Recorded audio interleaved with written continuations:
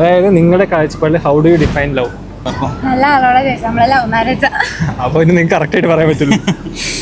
ഇന്നത്തെ കാലത്ത് love marriage വേണം ശരിക്കും പറഞ്ഞാൽ, പരസ്പരം മനസ്സിലാക്കിയിട്ടും ഇതാക്കിയിട്ടും ജീവിക്കാൻ വേണ്ടി.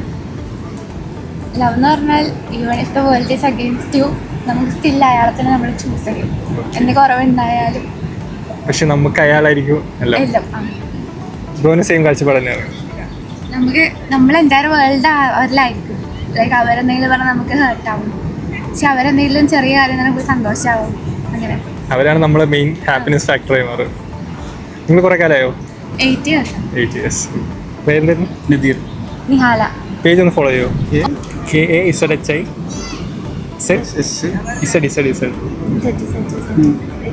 HIVERI vlogs VLOGS. Yes. Thank you bro. Okay. ശരി.